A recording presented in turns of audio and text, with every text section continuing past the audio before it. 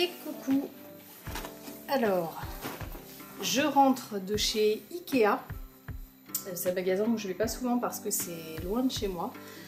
Bon, vous le savez, en ce moment c'est pas trop la grande joie. Je vous ai fait un petit mot sur YouTube pour vous expliquer ça. Donc voilà, je suis allée faire un petit tour pour me changer un peu les idées, et puis aussi parce que j'ai l'impression que c'est peut-être de la poudre aux yeux, enfin je me fais peut-être des idées, mais j'ai eu l'impression que de changer des petites bêtises dans la déco, ça allait me faire du bien à la tête.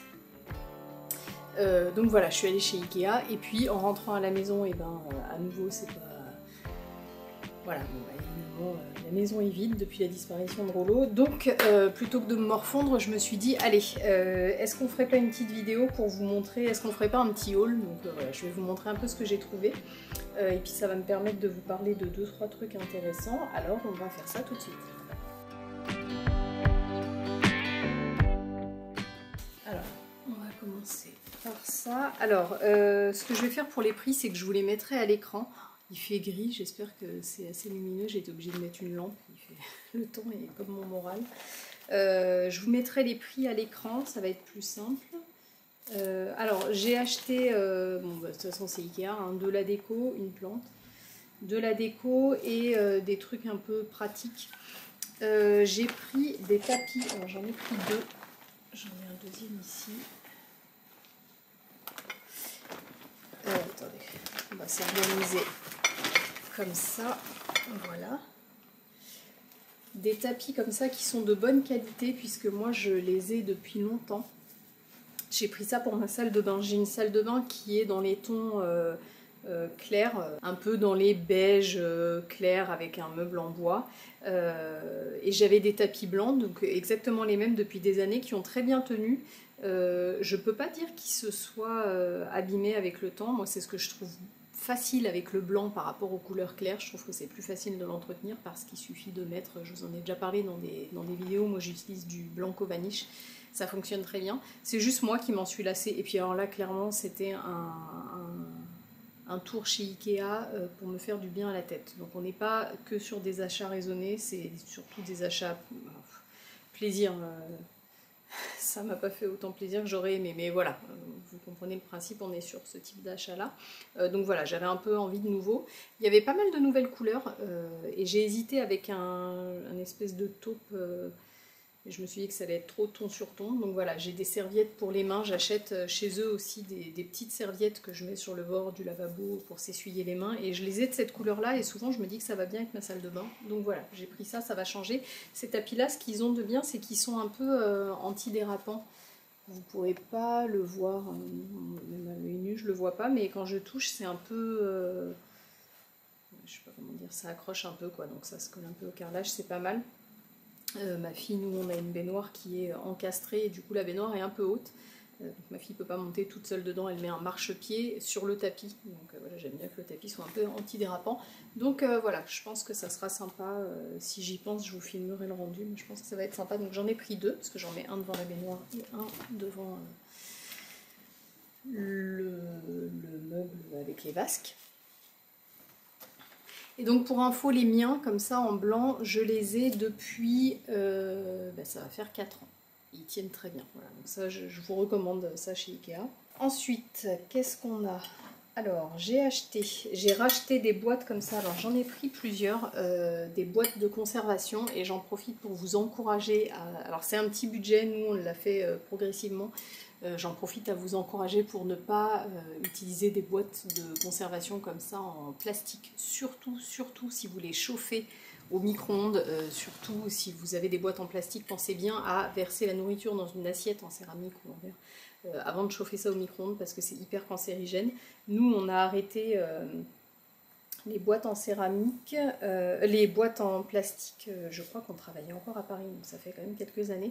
Mais je l'ai fait petit à petit, je me souviens, parce que j'attendais les promotions Pyrex une fois par an chez Auchan. Ils faisaient des promotions sur les boîtes Pyrex et je faisais.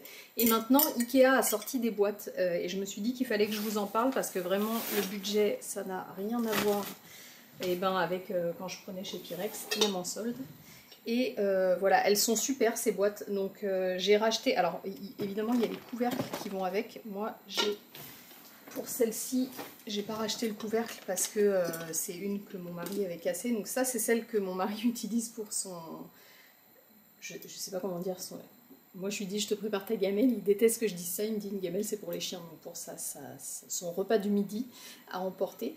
On en a chacun une. Ma fille et moi, ça fait ça. Et mon mari, ça fait ça. Il mange la même chose que nous deux. Et donc voilà, il y a les couvercle à clips pour mettre dessus qui résiste très bien dans le temps, qui casse pas ici. Vous voyez, ça j'avais le problème avec les Pyrex, à l'endroit où ça plie, ça cassait. Celles-là, je les ai depuis des années, ça bouge pas du tout. Donc j'ai repris cette taille-là et j'ai pris... Ah bah j'ai réussi à les coincer. J'ai pris ça parce que moi j'ai celle-ci. Alors attendez, je vais en mettre partout. J'ai celle-ci à la maison que j'adore. Et là, vous allez voir ma merveilleuse bolognaise végétarienne, qui est très... J'adore cette recette. Voilà, donc vous voyez, celle-ci, elle est très grande. Elle est bien parce qu'elle est haute. Donc je mets souvent les restes de soupe, etc. dedans. Mais elle prend quand même beaucoup de place dans le frigo. Quand il reste pas beaucoup, ça contient plus qu'une boîte carrée ou rectangulaire. Donc voilà, j'ai pris la même, mais en demi. Là, si je vous donnais les... Voilà, ça c'est 1,2 litre. Et celle-ci... Ah bah alors là, comme elle est pleine, j'arriverai pas à voir. C'est 1,8 litre. Voilà, 1,8 litre. Donc moi j'ai repris là 1,2 litre comme ça. J'ai racheté donc celle-ci pour mon mari, c'est une 1 litre. Et j'ai acheté ça. J'ai trouvé ça hyper pratique. Et en fait ça j'en avais une, je fais manger ma fille là-dedans. Mais j'avais jamais fait attention que je l'avais acheté à ce rayon-là et qu'en fait on pouvait acheter donc le couvercle pour aller avec. Et donc ça c'est 0,4 litres. Voilà. Ça c'est hyper pratique. En fait je l'avais acheté pour ma fille parce que les bords sont très épais. Je la trouvais super bien. Donc ça passe au lave-vaisselle sans problème. Et vous pouvez les mettre à congeler. Alors je vois un logo de four aussi. J'imagine que ça passe au four. Moi j'ai jamais testé. Je mets que du Pyrex au four. Mais voilà, a priori on peut les mettre au congélateur. Donc voilà, j'ai racheté les petites boîtes qui me manquaient. J'ai aussi pris des couverts. Et ça, je vais vous montrer pourquoi. Voilà, j'ai repris, oui, c'est ça, que les fourchettes et les cuillères, puisque j'avais déjà racheté l'année dernière les grandes cuillères, et que les couteaux, j'avais pas le problème, puisque ça ne devait pas faire partie de cette ménagère-là. En fait, alors, moi j'ai pris du tout simple comme ça. Je vais pas réussir à retracer. Là, je pense que c'est trop bien emballé. Alors, ce sont les Alors, ça, c'est la blague de lire les références Ikea. Vous pouvez essayer. Donc, ça, c'est les Martorp. Et ça, je vais vous le montrer pour les cuillères. Donc, en fait, ce que j'ai voulu trouver, c'était des couverts. Non, je ne pourrais pas vous montrer, mais vous voyez qu'ils sont complètement unis, sans décoration, sans fioriture, sans quoi que ce soit. Déjà parce que maintenant, pardon. Déjà parce que maintenant, avec le temps, sur une table, sur une jolie table, en fait, je préfère de la vaisselle simple. Avant, j'aimais, ça, je pense que c'est en vieillissant. Hein, je ne sais pas si ça vous fait ça. Avant, j'aimais les assiettes un peu colorées, et trucs. Maintenant, j'aime des belles assiettes blanches, des couverts assez simples, des jolis verres et voilà, que ce soit plus sobre, sinon ça fait trop fouillis. Bon bref, donc je trouve ça très joli, je ne vais pas réussir à l'ouvrir et surtout je vous montre pourquoi. Parce que moi j'avais des couverts comme ça, alors c'est des trucs qui remontent, hein, qui sont vieux. Je vous déconseille d'acheter ce type de couvert s'il y a des jeunes par ici qui sont en train de s'équiper ou si vous avez envie de changer de couvert et d'aller vers ce type de truc. N'achetez pas de trucs comme ça. Regardez, je vous montre pourquoi. Alors déjà, ce type de truc, bon, les coloris, ça vieillit mal et tout ça, mais alors, vous voyez le... Attendez, on va se rapprocher un peu. Hop, le revêtement, je sais pas comment on appelle ça, s'en va. Vous voyez, c'est une catastrophe. Et alors en plus, surtout, moi, avec le temps, je me dis que ça, c'est quand même pas hygiénique. Je me demande si ça rentre pas dedans, si ça pourrait pas être un nid à bactéries, vous voyez, là-dedans, là, tous les endroits où il y a un petit espace. Voilà, et c'est pareil, ça, et ben c'est pas top non plus. J'avais acheté ça, je crois, quand je suis arrivée dans le sud, donc ça doit faire 8 ans. toute une ménagère là. J'avais déjà dû me débarrasser des couteaux parce que je les vois plus. Et en fait, j'ai le même constat sur tous, c'est-à-dire que vous voyez, ça casse. Est-ce que vous pouvez voir? On voit peut-être mieux là. Voilà, vous voyez, ça casse. Et puis après, ça s'en va. Alors, au-delà du fait que c'est très moche, ça c'est pareil. Je me dis que là-dedans, dans les trous, là, ça doit être dégoûtant et pas très sain. Vous voyez? Donc voilà, j'ai décidé de jeter tous ces vieux couverts comme ça et de repartir sur des couverts. Ça m'embête de ne pas pouvoir l'ouvrir quand même pour vous montrer. Et voilà, de repartir sur des couverts tout sobres, tout unis, tout simples. Et ça serait très bien. Et surtout, au-delà de me paraître plus sain en termes d'hygiène, et ben je me dis aussi que dans le temps, ça c'est dommage, c'est des achats pollution à fond. Mais voilà, vous voyez, de repartir sur des trucs comme ça. Alors j'en ai pris qui étaient un peu sympas. Il y en avait qui étaient beaucoup plus chers. Déjà j'ai trouvé ça cher pour des couverts, je me souviens plus le prix. Je vais vous le mettre à l'écran, mais je m'étais dit ouais quand même. Donc il y en avait qui étaient plus sympas et qui étaient beaucoup plus chers. Il y en avait des moins chers qui faisaient vraiment bas de gamme. Donc là voilà, j'en voulais qui étaient quand même un peu épais. Je les ai trouvés pas mal. Voilà pour les couverts. Ensuite, qu'est-ce que j'ai pris? Alors ça, c'est vraiment le prix qui m'a fait les acheter. J'ai acheté des gros verres comme ça, alors qui sont tout simples. Mais moi j'aime beaucoup les gros verres comme ça pour les cocktails. Alors soit en été, j'aime bien faire des citrons glacés ou des thés glacés. Ben, si on veut mettre beaucoup de glaçons, et aussi pour les cocktails. Voilà, donc je les trouve super bien. Moi j'en ai 6 ou 8, je sais plus, des verres à cocktail que j'avais acheté chez Jiffy il y a des années et que je trouve super. C'est toujours pareil, je prends, alors pas pour les verres de la vie de tous les jours, mais pour ce type de verre dans les soirées, voilà, je préfère qu'ils soient très épais comme ça. Et que bah forcément c'est plus costaud, vous voyez, ça risque moins. J'en ai deux, des verres qu'on avait eu au McDo. Alors vous imaginez, ça fait, parce que le McDo ça fait bien longtemps que j'y vais plus, c'est pareil, c'est des verres qui ont des années. J'en ai deux qui sont violets, sauf que je peux pas les empiler l'un dans l'autre, donc en fait je les mets à côté. Et là je me suis aperçue que ceux-là, en pouvant les empiler, et ben ça faisait la taille de mon verre McDo. Donc si j'enlevais les deux verres McDo, et ben je pouvais en mettre 4 comme ça. Voilà, et ça, je sais le prix, parce que c'est ça ce qui m'a fait les acheter. Je les ai payés 1 € le verre. Donc voilà, j'en ai repris 4 pour avoir un peu plus. On pourra recevoir plus de bons. Voilà pour les verres. Et puis qu'est-ce qui reste dans ce sac? Je vous montre ça. Alors ça, je ne l'ai pas acheté, mais je trouve ça vraiment bien chez Ikea. Ah, d'ailleurs, il y a un truc que je voulais vous dire chez Ikea. Je crois que je l'ai vu sur des panneaux là-bas sur place. Ils ont mis en place un système d'application. Vous pouvez télécharger l'application. Alors, j'ai pas de carte membre, j'ai rien. Hein. J'ai juste téléchargé l'application sur Google Play. Déjà en magasin, ça permettait de scanner le prix, enfin de scanner le code barre pour avoir le prix. Bon, en général, c'est plutôt bien étiqueté chez Ikea, mais voilà, ça m'est arrivé d'avoir des articles pour lesquels je ne trouvais pas le prix. Et ben voilà, plutôt que d'avoir à chercher une borne, ça me permettait aussi de savoir directement mon total et de ne pas arriver en caisse avec une mauvaise surprise, parce que chez Ikea, on se fait quand même, je trouve, facilement avoir à se dire « Oh, ça c'est pas cher, ça c'est pas cher », et puis en fait, pas cher plus pas cher, voilà, donc soit reposer la moitié en arrivant à la caisse, soit me dire que j'aurais pas voulu dépenser autant.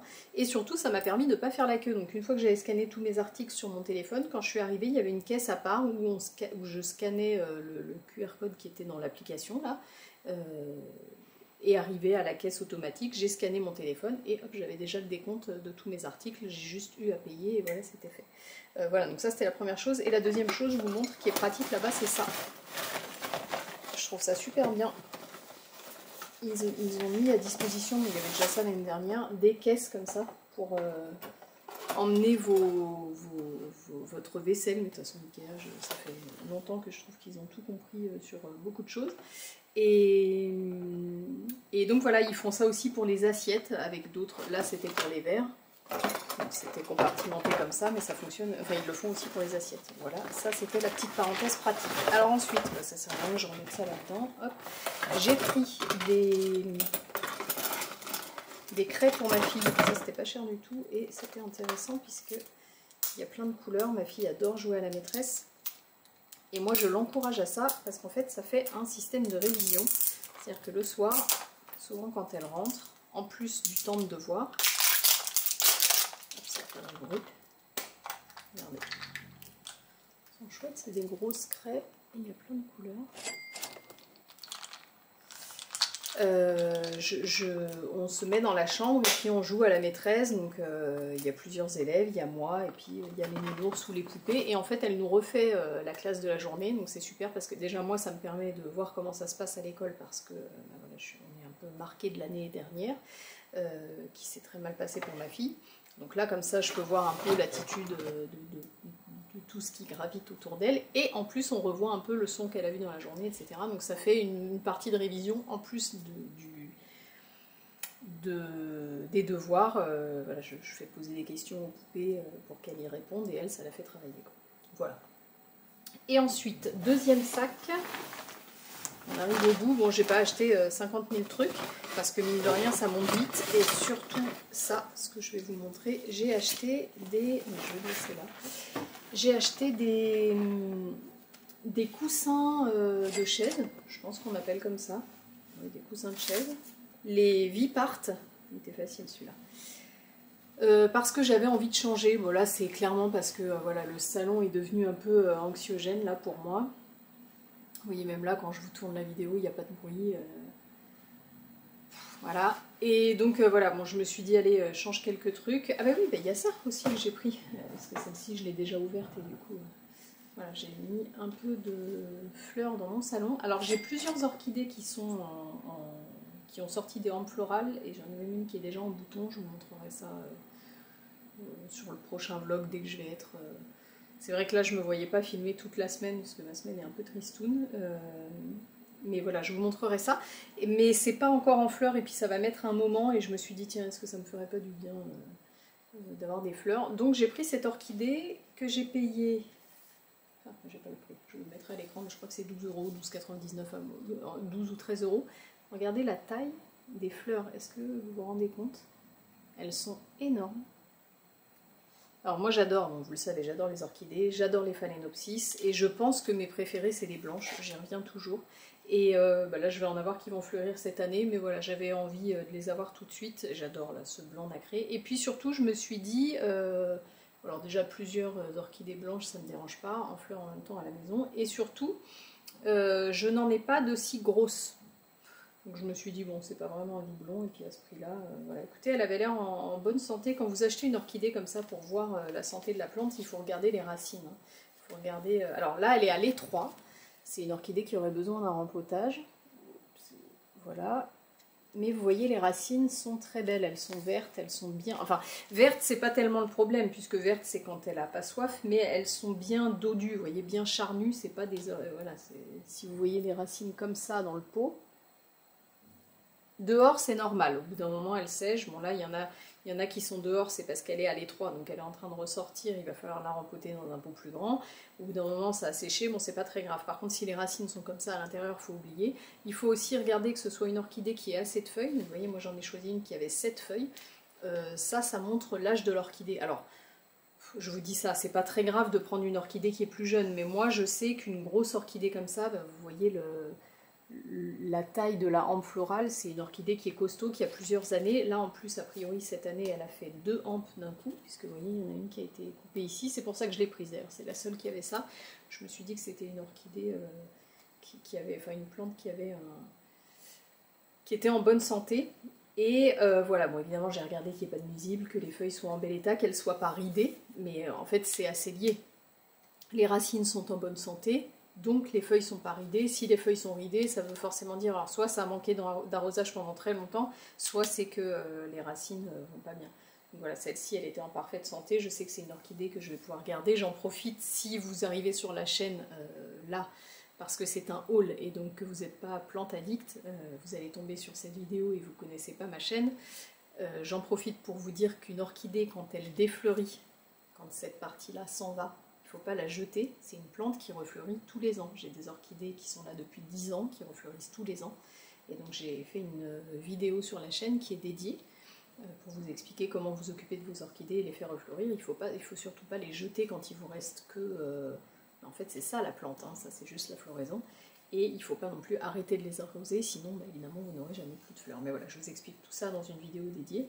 Donc en tout cas voilà, pour la choisir, regardez les racines et regardez évidemment qu'il n'y ait pas de nuisibles, donc de petites bêtes, de trucs qui courent, de taches blanches, de taches bizarres.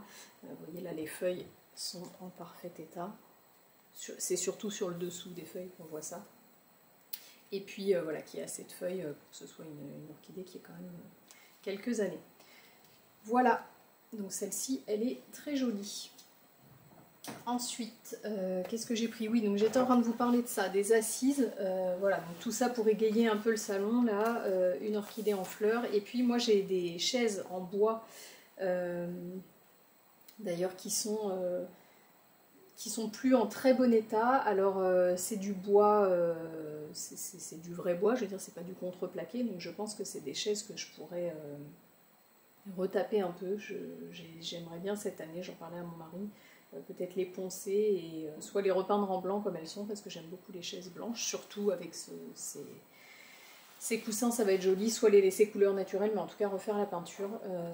Je serais bien tentée de faire ça, je pense que ça se fait plutôt facilement. En fait, comme il y a plein de morceaux, c'est un peu ça ce qui me fait peur, mais bon, je ne vais pas les changer, donc j'aimerais bien les retaper un peu. Et voilà, je me suis dit que ça allait changer un peu. Donc nous, les assises sont grises. Elles ont aussi pas mal d'années. Elles étaient de chez Ikea et elles ont bien vieilli. Mais voilà, j'avais envie de quelque chose de... en fait, j'avais envie de nouveauté et surtout, celle-ci était un peu fatiguée. Et je me suis dit, je ne vais pas reprendre du gris. En fait, j'ai revu les mêmes. J'ai hésité, mais je n'ai pas repris les mêmes. Donc voilà, je me suis dit que quelque chose un peu beige comme ça serait plus sympa. Et puis les miennes, ce sont des attaches en scratch. J'en ai une qui s'est arrachée. Donc là, bon, je suis pas sûre que ça soit bien différent, mais là, ça sera avec des petites nouettes. Je trouve ça mignon. Donc voilà, j'en ai pris 4. Et ça montait vite parce que c'était 10 €. Donc on en a déjà pour 40 € avec les assises, ça va vite. J'ai pris ça, Bevara, on fait des noms simples maintenant, c'est des pinces comme ça. Je sais pas si vous connaissez ça, c'est hyper pratique. Moi j'utilise ça pour tout et même pour mes sacs de terreau. Pour les grosses. Ah bah là il n'y a pas les très grosses. Vous voyez, c'est des pinces comme ça que j'utilise pour fermer les sachets. Dès que j'ai un sachet ouvert, hop, je le replie sur lui-même et tac, je mets ça. Ça aurait été mieux si j'avais pu vous montrer, mais j'ai pas de sachet. Voilà, bon, je pense que vous avez compris comment ça fonctionne. C'est hyper pratique et j'en avais acheté une boîte il y a plusieurs années. Enfin, un sachet, à l'époque c'était en sachet. Et en fait, on en manque tout le temps. On est toujours en train d'en prendre un pour mettre sur l'autre. Donc voilà, j'ai repris une boîte. Là, c'est un assortiment avec un peu toutes les tailles. Et en dernier, j'ai acheté une poêle en inox. Attendez que je dise pas de bêtises. Alors, pourquoi j'ai acheté ça? Ça, c'est un sujet. Les poêles, moi, ça fait longtemps. Enfin, les poêles, tous les ustensiles comme ça de cuisson. Ça fait un moment que je m'interroge là-dessus. Pour des raisons de santé, pour des questions de santé.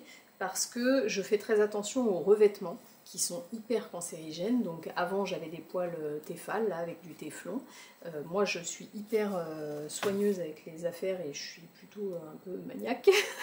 Donc j'utilise jamais une fourchette ou un truc comme ça dans les poêles. Malgré ça, je sais que c'est mauvais d'utiliser du téflon puisque avec la température, même si les poêles sont pas abîmées, il y a quand même un moment où on finit par manger des micro-particules de téflon. Donc il y a des années, j'ai arrêté les poêles en téflon et j'ai investi dans ça. Alors, c'est censé, enfin oui je dis c'est censé parce que je suis très déçue, c'était censé être des faitous, des poêles, je trouve pas le mot, en pierre. Donc c'est la marque Stoneline, qui est une Stoneline Germany, qui est une marque allemande. Donc j'en étais hyper satisfaite puisque c'est donc toute cette batterie de cuisine là. J'ai la sauteuse comme ça, j'ai la poêle de la même taille, donc ça doit être 24. Ça c'est 28, oui c'est ça, 24. J'ai la poêle en 28, j'ai une toute petite poêle pour les œufs. Bon, voilà. Je pense que ça fait 8 ans, 7 ou 8 ans que je les ai. Et j'en étais super contente. Et puis en fait, il y a quelques temps, en regardant, j'ai vu ça. Et là, j'étais très en colère. Est-ce que vous pouvez voir? Je ne sais pas si vous allez voir, le fond est abîmé. Il y a des petits trous. J'espère vraiment que vous allez pouvoir voir. Et là j'étais très en colère, pourquoi? Parce que moi je le sais, dans toute ma batterie de cuisine, il n'y a jamais eu quoi que ce soit qui puisse abîmer, qui ait touché le fond. Et donc je comprenais pas comment ça avait cloqué comme ça. Et j'ai compris en fait en faisant des recherches sur internet que c'est avec la température. En fait quand même sans abîmer le revêtement, alors je suis déçue pourquoi? Parce que pour moi il n'y avait pas de revêtement là-dessus, hein. Pour moi c'était de la pierre. Même si vous faites attention, tout ce qui a un revêtement, en fait quand vous faites chauffer à haute température, ça va avoir tendance avec le temps à faire cloquer le revêtement et au bout d'un moment la cloque saute. Je le sais pourquoi? Parce que j'ai une toute petite poêle que je n'utilise que pour les œufs. Parce que voilà, elle est petite, elle fait pile la taille pour un œuf, donc de chez eux, qui n'a jamais bougé. Mais pourquoi? Parce que les œufs pour les cuire on met à 4 et on ne dépasse pas, et voilà, ça cuit doucement. Et celle-ci, elle a le même âge que ça, et ça n'a jamais bougé. Bon bref, tout ça pour vous dire que je vous déconseille le téflon, et je vous déconseille aussi ça, Stoneline, alors que c'est une marque que je trouvais géniale. Et donc, j'ai beau chercher, les seules solutions que j'ai trouvées, c'est la fonte. Alors déjà, la fonte, c'est hors de prix, et puis en plus, c'est très lourd, c'est pas facile. Donc moi, j'ai une cocotte en fonte que je tiens de mon papa, d'une grande marque qui a fait toute sa vie et qui fera certainement toute la mienne et que je donnerai à ma fille. Mais c'est vrai qu'on ne peut pas tout faire dedans. La fonte, c'est parfait pour faire mijoter, mais pour saisir quelque chose, c'est pas la solution. Et donc maintenant, je me suis tournée vers une poêle en inox. Pourquoi? Parce que c'était la solution à part la fonte. Mais ce qui m'embêtait sur ce type de poêle, c'est que justement, comme il n'y a pas de revêtement, ça accroche. Et en fait, je suis tombée sur une vidéo sur Instagram de Loulou Kitchen, ou Lou Kitchen. Je vous mettrai le nom et j'essaierai de penser à vous mettre en description le lien de cette vidéo où elle expliquait, d'ailleurs c'est une page Instagram que j'adore pour les idées recettes, je m'inspire beaucoup de ces recettes pour mes menus de la semaine. Et donc dans cette vidéo, elle explique comment utiliser des poêles en inox sans que ça attache. Il faut les faire chauffer très fort. Vous savez, c'est un peu le principe pour la fonte, je ne sais pas si vous le savez, quand vous avez des ustensiles en fonte, il faut culotter la poêle ou la cocotte, donc il faut la faire chauffer haut, mettre de l'huile, etc. Bon, vous pouvez trouver ça sur internet. Et là, en fait, je ne savais pas comment ça s'utilisait. En fait, il faut faire chauffer la poêle très chaud et il faut faire le test de la goutte d'eau. C'est-à-dire qu'une fois que la poêle est chaude, vous prenez une goutte d'eau que vous versez dessus. Si la goutte d'eau s'évapore, c'est que c'est pas assez chaud. La poêle est chaude, mais pas assez pour mettre quelque chose pour pas l'attacher. Il faut attendre qu'elle soit assez chaude pour que quand vous mettiez la goutte d'eau, en fait, la goutte file. Vous la mettez dessus, hop, ça reste une goutte d'eau et ça file tellement c'est chaud. Là c'est bon, et donc elle montrait, vous verrez sur cette vidéo, elle cuit, je crois que c'est des steaks végétariens qu'elle a fait, donc des steaks avec du poulet haché, mais voilà, quelque chose qui accroche beaucoup et ça n'accroche pas. Donc voilà, j'ai décidé de tester, on verra, je vous ferai un retour si ça vous intéresse, vous me direz. Après quelques semaines d'utilisation, mais voilà, j'ai décidé de prendre ça. Alors ça résout pas tout, par exemple pour la sauteuse, une sauteuse en fonte, je pense pas que ça soit bon, mais j'ai une cocotte Seb que j'avais acheté avec ma première paye, une Clipso, qui va remplacer cette sauteuse que j'adorais, et puis j'ai la cocotte en fonte, et voilà, si je suis satisfaite de ça, j'en prendrai une deuxième plus petite, et voilà, et puis je me dis aussi que ça, alors moi je mets toujours, vous savez, au milieu une espèce de feutrine qu'on achète dans les magasins pour la cuisine. Je me dis que ça aussi, ça se rayera moins, même si moi je sais que c'est pas ça parce qu'elles sont protégées, mais voilà, ça me paraît quelque chose de durable. Donc voilà, j'ai sauté le pas et je me suis dit, chez Ikea, en général, je trouve que le rapport qualité-prix est vraiment pas mal. Donc je teste et puis je vous dirai. Voilà pour ce petit haul, je vous ai tout montré. J'espère que ça vous a plu. Je vous souhaite une excellente journée et puis je vous dis à rendez-vous dimanche prochain ou prochainement. Ciao, ciao.